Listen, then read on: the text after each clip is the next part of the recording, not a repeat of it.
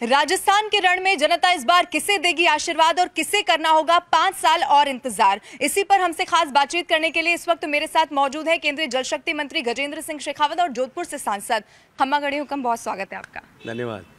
आपका प्रश्न में मैं एक संशोधन कर दूं। जी, आपने कहा कि किसे करना होगा 5 साल और इंतजार। अब की बार राजस्थान से कांग्रेस पार्टी की परमानेंट विदाई होने वाली है। अच्छा ठीक है, आपने तो मेरे सवाल में करेक्शन कर दिया, लेकिन इसी पर फिर मेरा एक सवाल है कि जब प्रचार चल रहा है राजस्थान में तो मैं दिग्गजों की बात करूंगी, प्रधानमंत्री नरेंद्र मोदी, केंद्रीय गृह मंत्री अमित शाह, जेपी नड्डा, उत्तर प्रदेश के भी मुख्यमंत्री अशोक गहलोत कह रहे हैं कि ये तो भाजपा का डर है कि सारे बड़े चेहरों को उतार दिया है। देखो, भारतीय जनता पार्टी के पास साथ में अगर इतने सारे बड़े चेहरे, इतने सारे प्रभावी चेहरे, जनता के मन और मस्तिष्क के ऊपर राज करने वाले इतने सारे चेहरे हैं और कांग्रेस के पास में नहीं है, तो अभी ये तो उनके घर की समस्या है कि उनके पास में इस तरह का कोई प्रभावी चेहरा नहीं है और जो हैं वो भी बेप्रभावी हो गए हैं। तो इसको लेकर के जो उनका संकट और समस्या है उसका समाधान तो उन्हीं की पार्टी में उनको खोजना पड़ेगा। तो चेहरा आपने कहा कि बीजेपी के पास है, तो फिर मुख्यमंत्री का चेहरा क्यों नहीं है? देखिए, भारतीय जनता पार्टी में हमेशा से ही आवश्यक नहीं है कि हमेशा पार्टी किसी चेहरे पर चुनाव लड़े। पहली बात, मोदी जी का चेहरा इतना बड़ा, प्रभावी, लोकप्रिय है कि दूसरे चेहरे की आवश्यकता नहीं है। दूसरी बात, 2017 में उत्तर प्रदेश के चुनाव के समय में भी कोई चेहरा नहीं था, लेकिन माननीय योगी जी को मुख्यमंत्री बनाया। पिछले चुनाव में क्योंकि वो प्रभावी रूप से काम कर रहे थे, इसलिए उनको चेहरा बनाने की को डिक्लेयर करके चुनाव लड़ा। अभी मध्य प्रदेश में, राजस्थान में, छत्तीसगढ़ में भारतीय जनता पार्टी की नीति है कि इस बार हम किसी को डिक्लेयर नहीं करेंगे, लेकिन ये तय है कि तीनों जगह हमारी सरकार बनेगी। चुने हुए विधायक जो हैं वो भारतीय जनता पार्टी में अपने विधायक दल का नेता चुनेंगे, पार्लियामेंट्री बोर्ड उस पर मोहर लगा देगा और वो नेता हो जाएगा। अच्छा, थोड़ा सा मैं चाहूँगी, हम चल भी नहीं थोड़ा सा। आपने भ्रष्टाचार को लेकर, मैंने आपको भी बहुत मुखर होते हुए देखा। आपने कांग्रेस सरकार पर जमकर निशाना साधा और आपने कहा कि इसीलिए इस बार बाहर का रास्ता दिखा देंगे क्योंकि भ्रष्टाचार बहुत हुआ है। लाल डायरी क्या है? देखिए, केवल भ्रष्टाचार, कांग्रेस पार्टी के विधायकों ने जिस तरह से भ्रष्टाचार का तांडव किया वो निश्चित राजस्थान में एक बड़ा मुद्दा है। भ्रष्टाचार के जिस तरह से बड़े बड़े मुद्दे राजस्थान में उठे और उनको दबा दिया गया, उनको कहीं नीचे धकेल दिया गया, ये राजस्थान की जनता के मन में एक बड़ा मुद्दा भी है और एक आक्रोश का कारण भी है। लाल डायरी जब पहली बार चर्चा में आई थी 2020 के साल में, तब अस्तित्व को नकारा गया। फिर जब दोबारा लाल डायरी, उन्हीं के जो मंत्री जिनके वो पोजीशन में थी, उनको महिलाओं के सम्मान के पक्ष में आवाज उठाने के लिए मंत्रिमंडल से निकाल दिया गया, उसके दूसरे दिन जब वो विधानसभा में लाल डायरी लेकर के पहुंचे, लाल डायरी का मॉडल लेकर के पहुंचे, राजस्थान की जनता ने वहां पर रग्बी का मैच देखा था। जब उस लाल डायरी को छीनने, झपटने के लिए कांग्रेस पार्टी के सारे सत्तारूढ़ पार्टी के सारे विधायक और मंत्री झपट करके पड़े थे, लात घूसों का प्रहार कर रहे थे, राजस्थान की जनता ने देखा कि वो डायरी की मॉडल भी इतना डरा रही थी कि उसको लेकर के राजस्थान के सारे कांग्रेस पार्टी के नेता भाग रहे थे उसके पीछे। फिर नकार दिया गया कि ऐसी कोई डायरी नहीं थी, अगर नहीं थी तो उसके लिए इतनी छीना झपटी करने की आवश्यकता क्या थी। फिर डायरी के 2 पन्ने आए, पार्टी स्तब्ध हो गई, मौन हो गई। फिर डायरी के 2 पन्ने आए, किसी तरह का जवाब नहीं सूझा। फिर डायरी के आखिरी 2 पन्ने कल आए हैं अभी, तो तब फिर एक बार बैकफुट पर है। प्रधानमंत्री भी कह रहे हैं धीरे धीरे जैसे जैसे पन्ने खुलेंगे वैसे वैसे सब कुछ सामने आता अभी तो जाएगा। कुछ पन्ने ही खुले हैं। ये भारतीय जनता पार्टी का संकल्प है और संकल्प पत्र का हिस्सा है।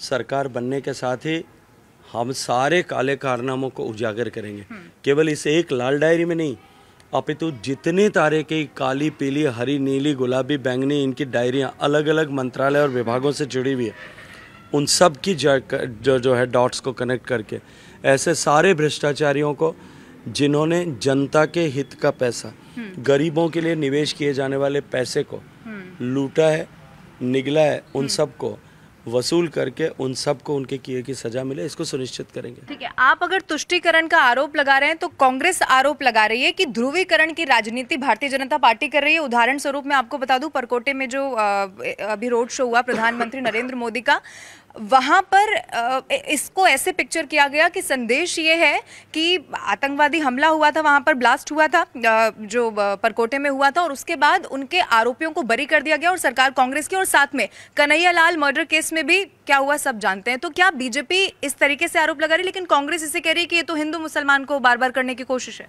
देखिए, मैं एक चीज़ नहीं समझ पाता। कांग्रेस पार्टी सत्ता में रहते हुए दंगाइयों को संरक्षण दे, उनको बचाने के लिए, अपने जो है वोट बैंक को साधने के लिए उनको बचाने का पाप करे, ऐसी मानसिकता के लोगों को प्रश्रय दे। एक छोटा सा विषय हमारे लिए छोटा हो सकता है, ऐसे गरीब लोग जो पाकिस्तान में रहते हैं, हिंदू हैं, और उनका अपराध केवल इतना है कि वो हिंदू हैं, और वो उस समय में जब देश का विभाजन कांग्रेस की करतूत के चलते हुआ, उस समय में छोड़ करके हिंदुस्तान में नहीं लौटे थे। आज जब उनकी बहू बेटियों की इज्जत सरेआम लूटी जाती है, उनको उठा करके अगवा करके ले जाया जाता है, जबरन धर्म परिवर्तन कराया जाता है, ऐसे समय में जब वो अपना सब कुछ छोड़ करके भारत में आते हैं और तय नियमों के अनुरूप उनको कई वर्षों तक नागरिकता का इंतजार करना पड़ता है, उनकी स्थिति ऐसी होती है कि आसमान से टपके और खजूर में अटके।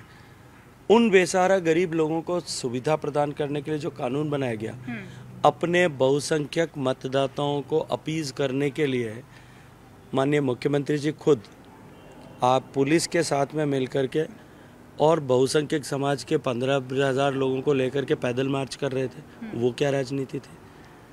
कन्हैयालाल टेलर की बात आपने की, उसके हत्या से पहले जिस तरह से कांग्रेस पार्टी की वर्तमान सरकार के द्वारा दिए गए संरक्षण के चलते उनके हौसले ऊंचे चढ़े थे, और बार बार पुलिस को गुहार लगाने के बाद में भी कन्हैयालाल को संरक्षण और न्याय नहीं मिल पा रहा था, क्या उसको लोग भूल सकते हैं?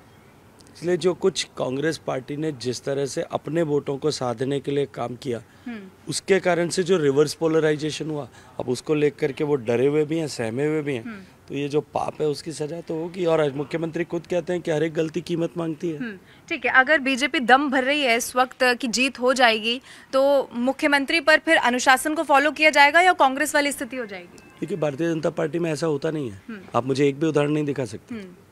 भारतीय जनता पार्टी का केंद्रीय नेतृत्व और पार्लियामेंट्री बोर्ड आज इतना सशक्त है कि वहाँ जो निर्णय होगा, और हम सब लोग विचारधारा के साथ काम करने वाले लोग हैं, जो निर्णय होगा हम सब उस निर्णय के साथ काम करेंगे। आपका भी नाम चर्चा में था, मुख्यमंत्री के जैसे नहीं होता हमारे यहाँ कि जहाँ आला कमान अपनी इच्छा को पूरी करने के लिए अपने दूत बना करके भेजें, और उस दूत को चुनौती देने के लिए 2 मुख्यमंत्री के सिपहसालार या प्यादे आगे आ जाएं, और बाद में कांग्रेस के आला कमान अपने को जूता दिखाने वाले व्यक्ति को भी टिकट देने के लिए मजबूर हो जाए।